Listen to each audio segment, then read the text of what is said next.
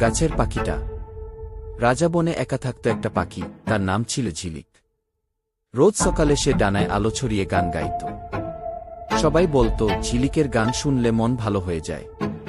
একদিন এক শিশু, নাম তার রাহুল, খেলতে খেলতে বনে চলে আসে। সে ঝিলিকের গান শুনে অবাক হয়।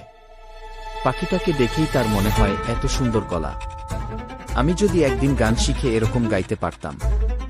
ঝিলিক বুঝতে পারে শিশুটার আগ্রহ। সে প্রতিদিন একটুখানি গান শেখায় রাহুলকে। দিনে দিনে রাহুলও গাইতে শিখে যায় ঝিলিকের মতন। বছরখানেক পরে শহরে এক গান প্রতিযোগিতা হয়। রাহুল নিজের লেখা গান গায়, গাছের পাখিটা কি। সবাই মুগ্ধ হয়ে দাঁড়িয়ে করতালি দেয়। ঝিলিক তখন দূরের আকাশে ওড়ে, ওর চোখে জ্বলজ্বল করে আনন্দের আলো। গাছের পাখিটা। রাজা বনে একা থাকত একটা পাখি, তার নাম ছিল ঝিলিক। রোজ সকালে সে ডানায় আলো ছড়িয়ে গান গাইত। সবাই বলতো ঝিলিকের গান শুনলে মন ভালো হয়ে যায়। একদিন এক শিশু, নাম তার রাহুল, খেলতে খেলতে বনে চলে আসে।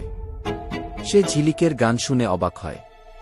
পাখিটাকে দেখেই তার মনে হয়, এত সুন্দর গলা, আমি যদি একদিন গান শিখে এরকম গাইতে পারতাম। ঝিলিক বুঝতে পারে শিশুটার আগ্রহ। সে প্রতিদিন একটুখানি গান শেখায় রাহুলকে।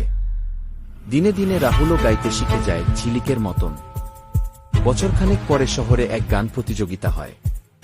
রাহুল নিজের লেখা গান গায়, গাছের পাখিটা কি। সবাই মুগ্ধ হয়ে দাঁড়িয়ে করতালি দেয়। ঝিলিক তখন দূরের আকাশে ওড়ে, ওর চোখে জ্বলজ্বল করে আনন্দের আলো।